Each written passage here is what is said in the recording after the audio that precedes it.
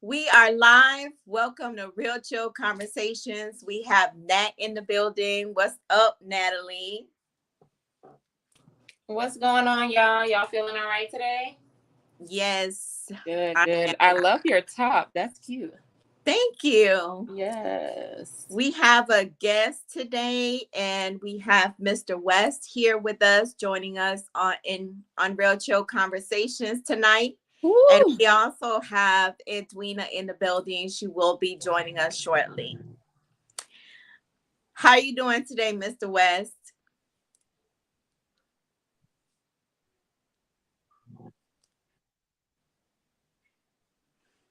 I don't think, are you able to hear him, Natalie? No. Now he's good. He should be good now. I'm fantastic. How about yourself? We're doing good. Thank you for being with us here today. Yes, thank I'm you. good. Glad to be here. How are you? We're doing great. I'm doing great.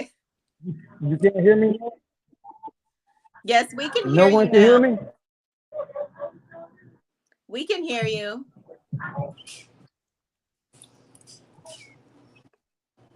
Are you able to hear us? Thank you for having me.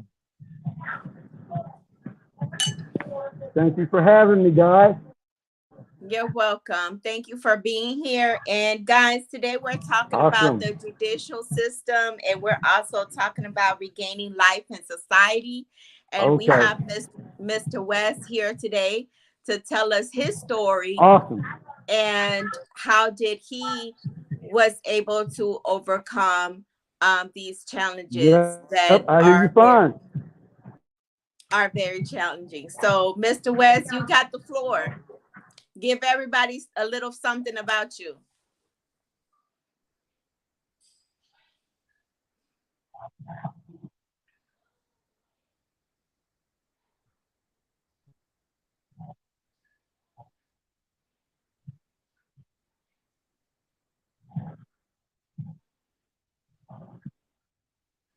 I'm not able to hear you.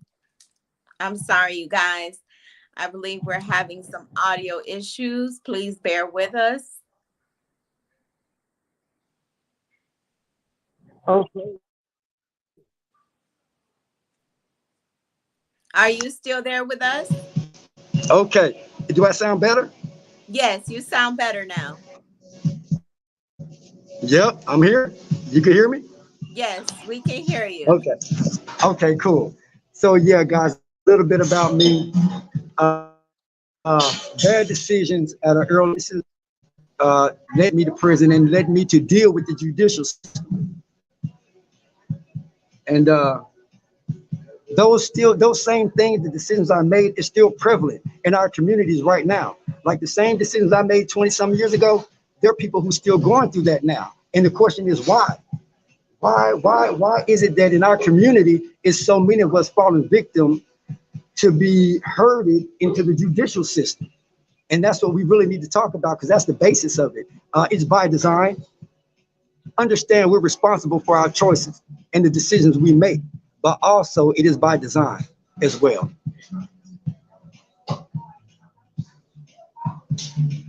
Am I getting through? Could you hear me fine? Yes, I can hear you great. Yes.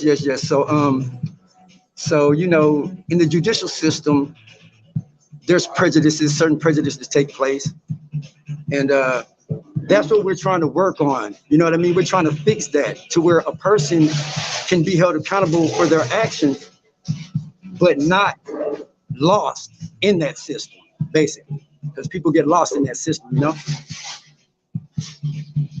And transitioning back to society can be very challenging.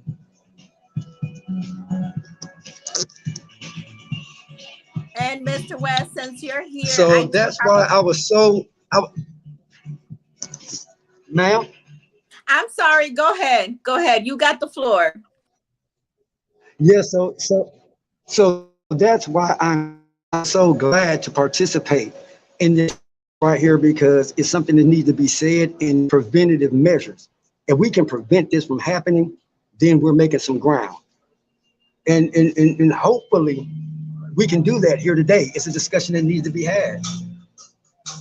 There are a lot of variables that go into our judicial system. You know what I mean? There's a lot of variables. First thing is the law, and then the people who break the law, and then the way that the laws are. See, that's the important thing, the way the laws are written. When we're talking about the judicial system, we're talking about laws being written. All states don't have the same laws. And so when you have a state and your legislators, because that's who write the laws, is the legislators of your state.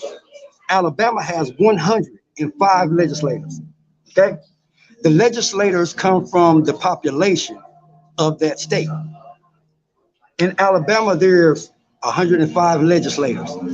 And they sit in the Capitol building in Montgomery, Alabama, and they write laws. And they write laws that are catered or geared toward a certain demographic.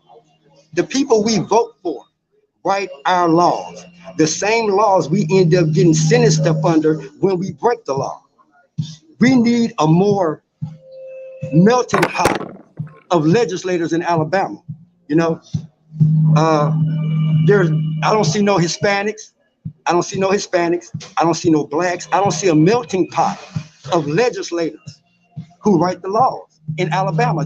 Look, not to be racist or not to bring a race into it like it's a factor. What I'm saying is this: if you look at the 105 legislators that are in Alabama that write our laws, they're 60 years old or better and just happen to be mostly male and Caucasian. Is that an accident or what? Those are the people who write it. Now look at a state like California and look at their legislators. You got Indians, Hispanics, blacks, white, young, old, female, male.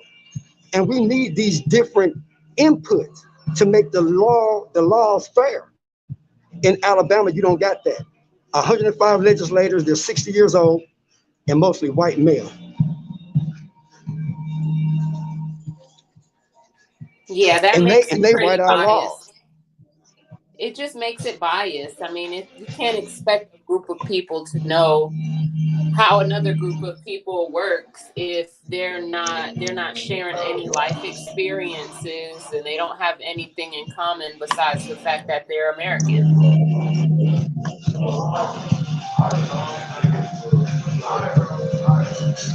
Exactly. And then guess what?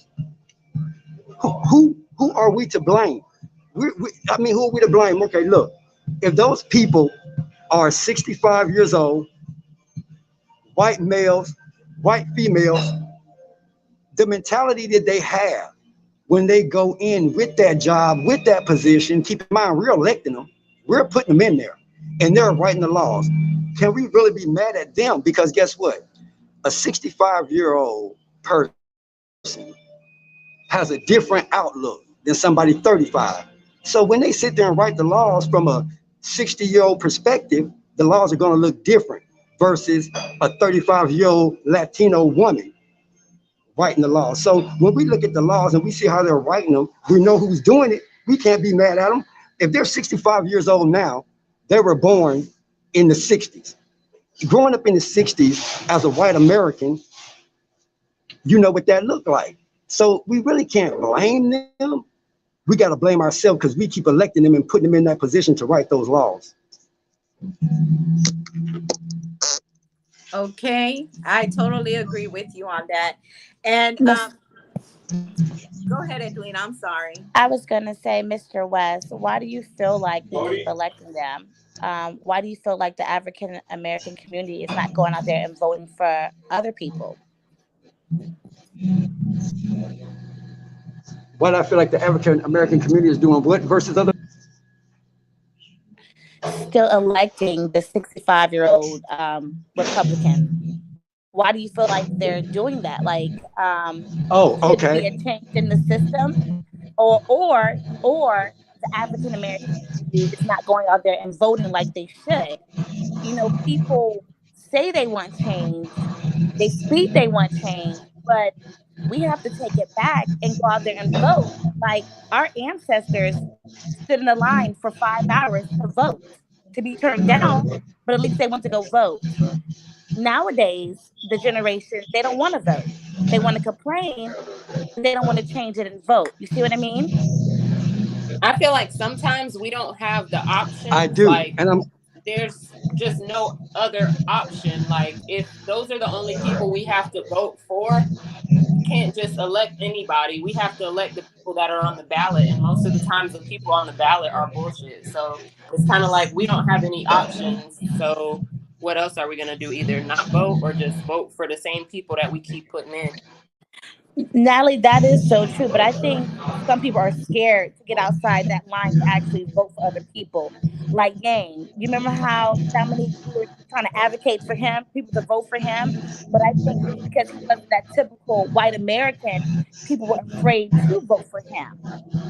Like Andrew Yang, we talked about this. He was a great candidate, but nobody saw past, who he was, his race. And they were just so used to voting for the typical white American.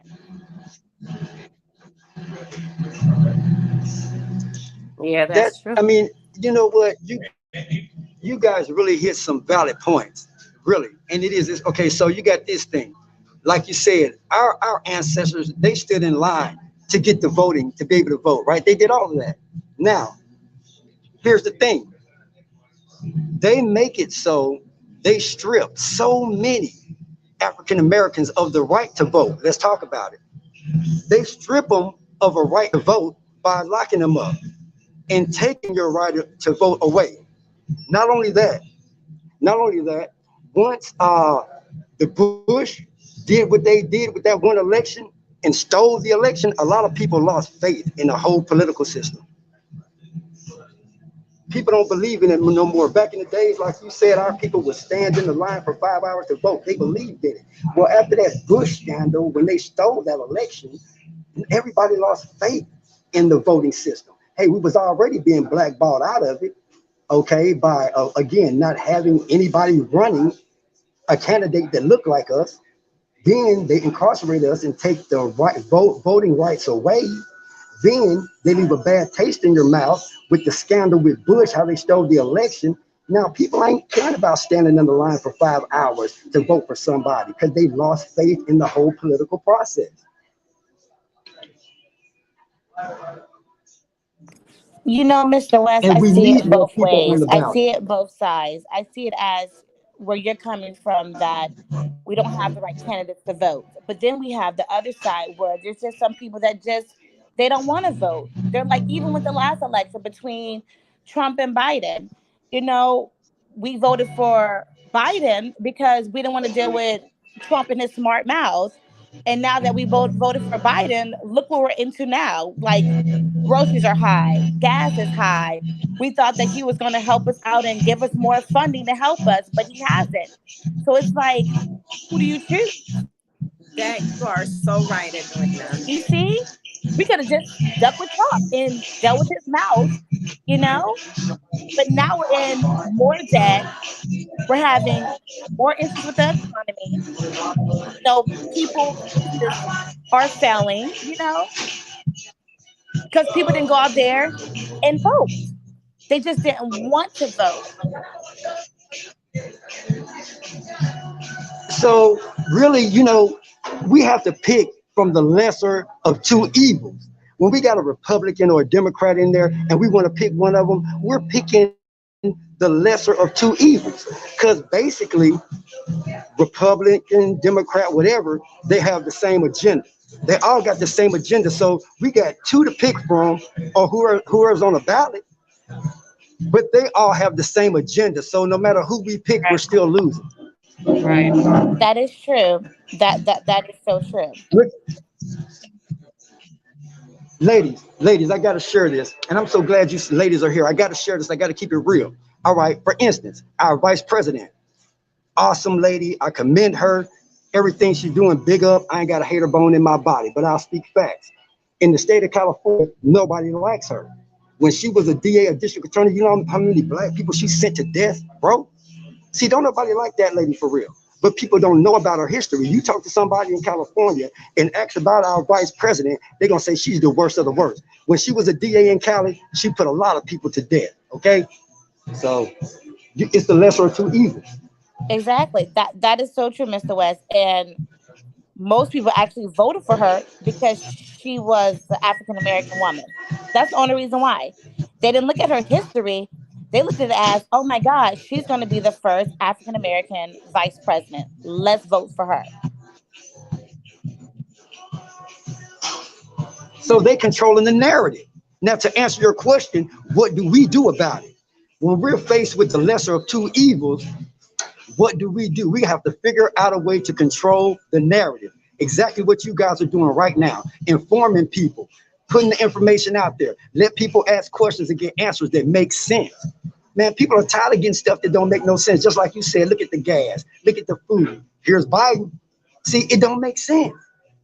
But with this type of forum and discussion, we can inform the people and make it make sense to them. And that's what's needed. And the judicial system, that's just one part of it, because after the judicial system, we have a corrupt penal system. So it's like out the frying pan into the fire. Like, Okay, and let's everyone, not talk about it's a have a multi-billion Facebook dollar industry. comment. Prison is a We billion-dollar industry annually.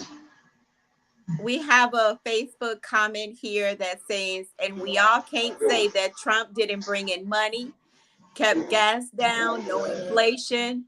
Now that Biden is in, inflation, more poor people, gas high, food is high.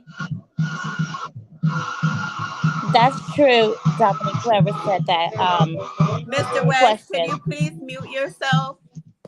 Yes, I'm here. Can you mute yourself real I'm here. quick? Say it again. Can you mute yourself really Can I do what quick? to myself? Mute. Huh? Oh, Like put your phone on mute.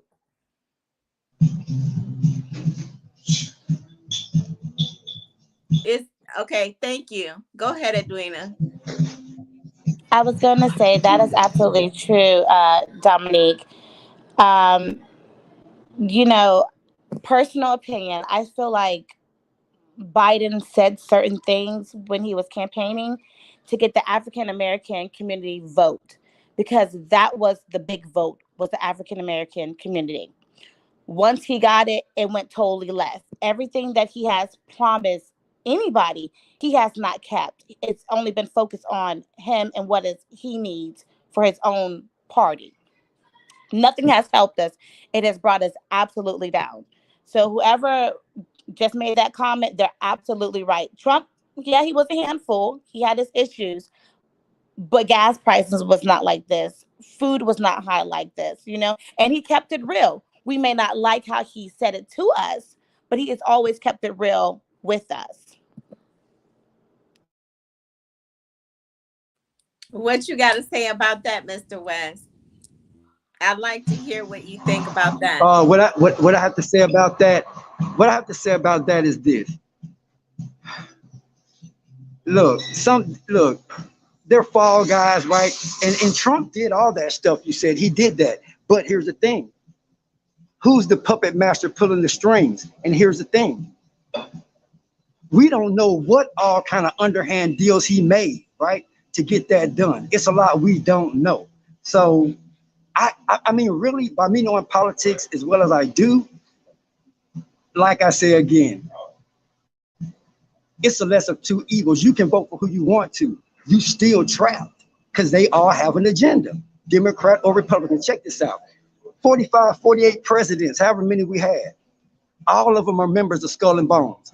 All of them went to an Ivy League college. It's a prerequisite. Okay. So John Cecil Rhodes, he was a colonizer. John Cecil Rhodes, that's why Rhodesia was named Rhodesia, because John Cecil Rhodes was a colonizer, super rich guy. When he passed away, he put all his fortune and money into an Ivy League college. What is it, Princeton or Harvard? But when you go to college as a Rhodes scholar on that scholarship fund, you are agreeing to further his agenda. Okay. So if you are a Rhodes scholar, which is a big deal, if you're a Rhodes scholar, you got a scholarship to an Ivy League college with Cecil Rhodes' money, you are supposed to further his agenda. That's why you get a free scholarship to an Ivy League college. Now think about how many of our presidents went to school on a Rhodes scholarship. Okay, how many of them are members of Skull and Bones? It doesn't matter who you vote for. because they are going to further the agenda of themselves. This period, no matter who you vote for. But what we have to do is we got to make conscious decisions. We can't get trapped up in it. Like if I'm saying it's a trap and I know it's a trap, how am I going to fall in the trap that I know is already laid? So we have to fix that with our thinking and spreading the word. But as far as this system is, it has to be overhauled. It has to be overhauled. And how do we do that? Uh, Rather than overthrowing the government and putting somebody in there who look like us, who has the right heart in place, who has the right agenda. But they're going to keep making these messed up laws. We got to go to our legislators. Like I'm saying, y'all, it's 105 legislators sitting in Montgomery, Alabama, who write all the laws for the state of Alabama. We got to start putting them in there, and we got to start complaining and challenging when we see these laws aren't fair. For instance, if you're in West End in Birmingham, Alabama, and you're selling drugs, okay, let's say it's crack cocaine, okay, you get caught with that, you get 5 years for being within 3 miles of a school. You get an additional 5 years for being within 3 miles of a housing project, and the same thing for a church. There's nowhere in Birmingham you can go where you're not within that radius. No matter where you go in Birmingham, there's a school, a church, a housing project. That's an extra 5 years, and you're selling crack cocaine. But let's talk about who that law does not apply to. That law does not apply to the man living in Mountain Brook, because it ain't but 1, 2 schools, and all the kids go through them. It ain't but one church, couple church. They're not on every corner. So that 5 plus 5 plus 5 additional time packed on, you don't get that additional time if you're living in Mountain Brook. You get that living in Birmingham, and that law was specifically written and geared toward a certain demographic. We have to challenge our legislators to stop making these laws. When we read these laws and see how these laws are designed to target a certain demographic, that's when we got to speak up. And we got to tell our legislators, rewrite this. Go to Montgomery and say, hey, this ain't right. And that's what it'll take. Wow, that's very deep, Mr. West. And we had some questions for you today. Now that we were speaking about the judicial system. Um, we also are speaking about regaining life in society. So Right. I know it must have been really hard for you to be separated away from your family. And I definitely don't even want to imagine of what that feels like. But how was it for you? Ah, for me, this is, I mean, I got to keep it real for me. And this is sad, but I got to say it. For me, when I got in that position, it's like my life, I was already prepped up for it. I had been to juvenile so many times. I've been in trouble so many times. And why is that though? But here's the thing. It's sad for me to say I was prepped for it. I had been to juvenile. I had been getting in trouble. So when I got there, just being there, it was, I could deal. But like missing my family, that part of thing, that's rough. But like I say, I was not really a stranger to not being around my family due to being locked up. It wasn't my first time being locked up. I've been locked up since juvenile. And again, that's sad to say I can walk in prison and oh, it's okay, I'm used to it. That's sad. And there's so many people that's like that. It shouldn't be like that. How can you be complacent? How can it just be okay? But this is the life we live every day. So a lot of us, when we get there, it's no biggie. We've been away from our family before. We've been to juvenile before. And that's how we're able to cope. 22 years is a long time. And I knew that when I got that time and I got locked up, I knew there was nobody going to be there to take care of me, to send money on my books, to come visit me. Because understand this, if my family had the finances like that, I would have never been doing what I was doing to get the money. So I was getting the money taking care of my family. So when I went in there, I knew I was dead. I was the breadwinner. You know what I mean? I knew there was nobody to take care of me because I was taking care of everybody. So I didn't expect anything. I wasn't mad at nobody. But it is hurtful because I knew they needed me and I couldn't be there to provide and protect them. That was the hurt part for me as far as that. Yeah, well, especially with you being the provider. So now that you're free, what is your goal and what do you hope to accomplish? Uh, I want to make a real difference. I want to make a real difference. I want to make a real change. I want to pull the cover back off these issues. I want to snatch the cover right off these issues and expose them. And personally, I'm an entrepreneur. I'm trying to get financially established. That's like one of the main things I have to do is get the money. Because with the money, I can do what I need to do to help other people.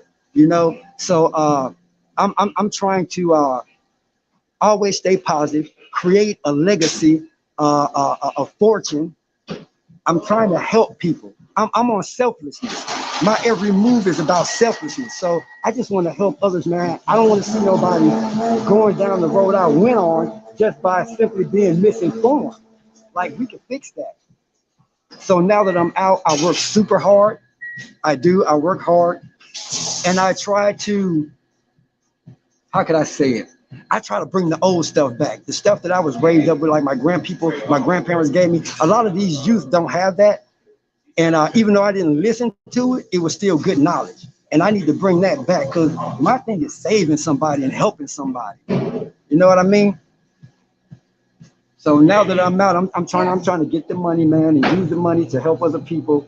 You know, be a beacon of light and hope for others. You know what I mean? That's basically what I'm on right now. And Mr. West, this is my last question for you as far as what I had prepared. What message would you give to the younger generation today? I would tell them your decisions, your life, our life, especially to them. I tell them, I say, hey, your life, the sum total of your life is the best and worst decisions you make. I want them to know that the total sum of your life is the best or worst decision you make. So make good choices. First and foremost, make really good choices. Also, don't be caught up in what looks good or what looks hip. Don't get caught up in that. And see, so that means I gotta talk about insecurities then, because of most of these kids, they're insecure and they look for acceptance in their peers. They don't want to go drink and get high and rob a place, but if that's what their peers are doing, that's what they're gonna do. Okay, so it's an insecurity there. You know what I mean? And good peer groups and good friend groups is what they need. You know what I mean? And they need to know about karma. Karma is so deep. Karma is this: you could do some good for somebody, and you might not get it back. It might go to your kid, your loved one. It's just like if you do bad karma, you might not get it back. It might go to a family member, right? So that stopped me from doing dirt. When I knew the dirt I did, all of it didn't fall on my shoulders, I had to stop because I couldn't go to sleep knowing I did some dirt and it fell on my mama, my grandmama, or my kid. So it's a deterrent. Also, I feel like law classes should be mandatory, especially in inner city schools. I'll tell you why. Those inner city kids, 9 times out of 10, are going to have a run-in with the law. That's sad, but it's true. So I think law classes should be mandatory. They got home economics. You better get a law class in these public schools, especially because these are the same kids that are going to have a run-in with the law. If they had law classes in there, number one, it would deter them from breaking the law if they knew these were the stiff penalties they could get. Number two, since we know they're going to end up in the courtroom 9 times out of 10, this can help keep the cheat up off them when they're in the judicial system. See, they'll put the cheat on you because you don't know, you're ignorant to the law. But if law classes were mandatory in especially public schools, it's a deterrent to keep you from breaking the law. If you know this carries 20 years, you might not do it. And at the same time, if you do find yourself in a courtroom setting, at least you're not illiterate to the law to where you can keep the cheat up off you and don't get fit for something you should get 2 years for. But you won't know that unless you're educated in the law. A layman don't know law like a professional. So yeah, I think law classes should be mandatory in all inner city schools. Absolutely. I have another Facebook user say he's right. They try to give me 20 years for 2 ounces of bud just because it was on a school zone. Exactly. That's what I'm talking about. Yeah. Now look.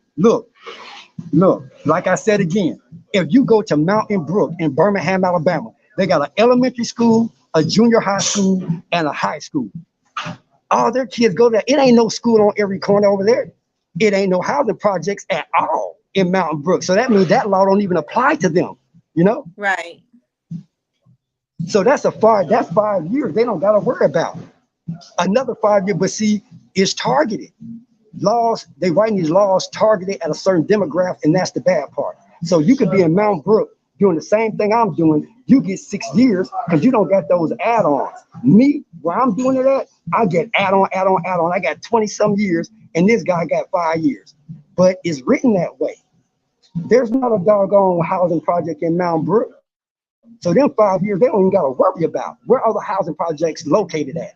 There you have it. That's how you know it's by design. Right. It seems like the judicial system is by design, either if it has to do with race or how much money you have. So that is just my personal opinion, and I want to welcome you, Edwina. Do you have any questions for Mr. West here while we have him on air?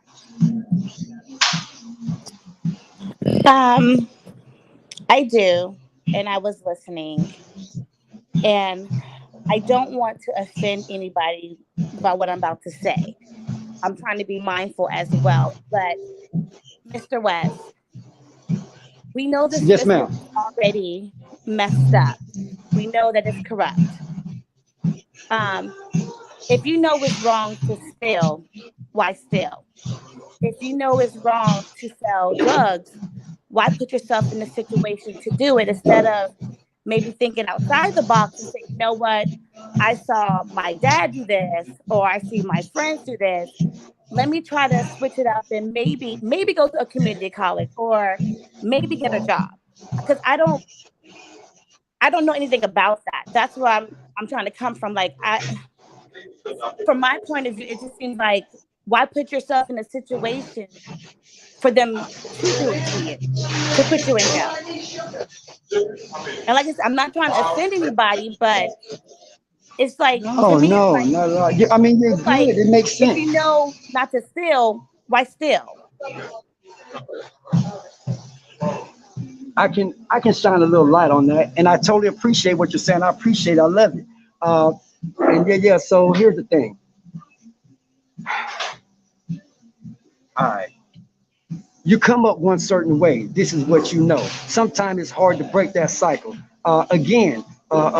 We know it may be wrong, but if that's all you know and you don't see no other way, like again, I said in the beginning, your best and worst choices is what defines the sum total of your life. I know this, but try to tell that to somebody that ain't been where I've been and didn't take 20 years to figure it out. See, I had 20 years to sit down and figure it out. That's why I can say this stuff. You're right. You know, bad decisions is going to lead you somewhere bad. In the beginning, I says, hey, our total life sum is the best or worst decisions we make. But try explaining that to somebody that hasn't been nowhere and sat down like I had and figured it out. It's hard to make them see that. But you're totally right. And there should be checks and balances, and there should be a prosecution for violating laws. But first, the law should be written fair. And number two, it shouldn't be disproportionate toward one race or ethnicity. That's the thing I got with it. There's no way if black people make up 1/3 of the US population, but we 90% of the prison population. Like, make it make sense. And that's not justifying nobody breaking the law. No, I mean, and that is true, Mr. West. That's what I'm saying. We know for a fact the system is, correct. We know that. But also to piggyback on my question that I just asked you, do you think there should be more programs or certain classes taught in school so kids don't want to go out there and do that type of stuff? Like more activities, Yes, ma'am, for sure. There should be more people like us in the communities, not just talking, like really hands-on in the community with the same people we're trying to save. That's number one. We should be out there hands-on programs, classes, all that. Different things to deter, to put things on the kid's mind. But here's the thing. Brainwashing is real, okay? And then so society glorifies certain things. So they will have to be deprogrammed and then reprogrammed, okay? And what does that look like? An individual is brainwashed basically into living a certain life, seeing what they see, walking down this path. Well, okay, look, you got to deprogram them and then reprogram them. Deprogram them from all the foolishness that TV shows them, that they see in the community, which isn't good. All that stuff, they have to be deprogrammed and reprogrammed or uploaded with some new data, so to speak. And how do we do that? That's a heck of a challenge, but that's what really needs to be done. That's what needs to be done. A deprogramming and a reprogramming has to take place. I absolutely agree with that statement. And Mr. West, can you tell everyone more about your music and where you're going with it? Oh, wow. Thanks for asking, man. So the music, this is where I'm at with that. I can only take credit for my music just simply because I'm being obedient. Every word that comes through me is divinely inspired. I'm just here to convey the message, okay? So I don't take no credit. I give it where it goes. Like the credit goes to God, to the answers, to the universe, because that's where my lyrics come from. I only take credit for being obedient and conveying that message to the demographic the universe, the creator wants it to go to. And that's what it is with my music. With my music, you're going to see a lot of stuff that's going to show is divinely inspired. Like with my music, you're going to be able to tell about what I'm talking about. I'm responsible for whatever I say out of my mouth. And I'm not going to say anything out of my mouth. I'm not going to say, go over there, kill them and get the girl and send her out to your friends and let's do this drug. You're not going to hear me talk like that because that ain't where I'm at. But yeah, the music, man, is universal. And the music is, I'm just conveying a message. And it's a message that has to be delivered to a certain demographic of people. And my music has really carried me, man, so long. My music has changed my life, and my music has evolved and aged and grew up with me.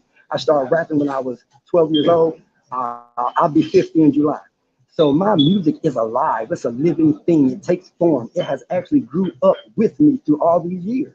And I'm going to keep allowing myself to be a vessel to convey the message that is divinely inspired. So yeah. That's I want to talk about something. But my music, you're gonna hear something totally different, not the norm.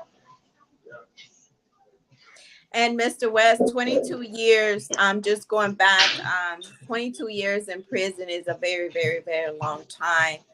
So you guys, if you know, if hope that you all were able to receive this message. And I'm sorry, Mr. West, can you put it on mute real quick? Okay, Hello? thank you. Oh, I was asking, could you put it on mute really quick? Okay, yeah. Okay, thank you. I'm sorry, you guys. But yes, so I just hope that a lot of viewers were able to receive the message that we, Mr. West had today. Definitely very inspiring. So I hope that you were able to receive it in a good way. Here, Real Chill Conversations, it's a no judgment zone. So we have kept it that way since we first started. So if you feel like you want to tell your story and you want to be able to come onto the podcast, please let us know. Go to realchillconversations@gmail.com. And you're more than welcome to speak up on this platform that is not only for us, but it's for all of you. So these are topics that go unheard. So that's why we bring all these topics to the table every Wednesday night at 8 p.m. Eastern Standard Time. And Mr. West, do you have anything else to share with us before we end the live? Oh yeah, I do. I want to say this, guys. Look, computer illiteracy is a real thing. When you sat in there as many years as I did and you get out, the world passed you by. I got to say this really quick. Look, I went to the restroom at Walmart. As soon as I got out, I'm in Walmart. I go to the restroom. How about the urinal is talking to me, telling me to wash my hands? It flushed by itself. And there's a little sensor up there, looks like an eye looking at me, but it's just a sensor, right? It tells me to wash my hands, cool. I go to the sink to wash my hands, but there's no handles to turn on the water. I'm looking for a bar of soap. There's not a bar of soap nowhere in sight, okay? All Oh, you do is put your hands up under the faucet and the water comes out. This is what I'm saying. Computer illiteracy is a bad thing for guys that did so much years, because when you get out here to get a job app, you got to do your application online. You got to do everything online. If you got social security business, you got to do it online, and guys don't know how to do it. It's a barrier. It is a big barrier. And and technology computer is going to grow illiteracy, and grow and grow more. It's not going to do anything but grow more. So we definitely have to get in on the bandwagon and help each other out. right? Right, guys, and then some of these guys are older. They want to do it, but they're dumbfounded when they get the computer. They don't know what to do. It'll throw you in a bad mental space. You're like, man, I can't do this. You want to give up on yourself, and all it takes is computer literacy classes to help these guys get jobs. Jobs take computers now to do the application, Yes. and these are real barriers that we need to talk about and do something about it. Hey, I appreciate this so much, you guys. You know, it did a lot for me just to be able to share. Of course, I can't get it all in on one segment. Hopefully you guys will have me back, and I'll be more computer literate next time, and it'll be more smooth. Well, that's what we're here to help. Edwina, you got anything to say before we end the line? No, thank you so much, Mr. West, for coming on and telling your story. We truly appreciate it. Oh, thank you so much for having me. I really appreciate it. Yes, sir.